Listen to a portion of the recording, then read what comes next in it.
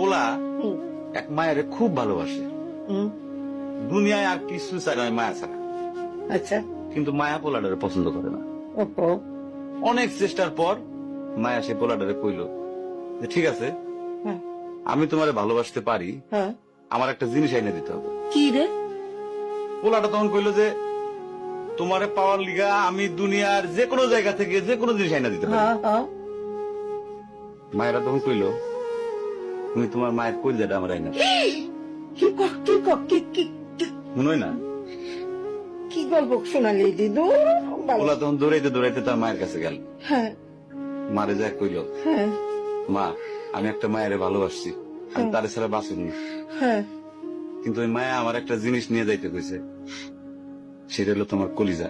তুমি যদি তোমার কলিজাটা আমারে দাও, ওই মায়াটা কলিজাটা পাইলে আমার ভালোবাসবে।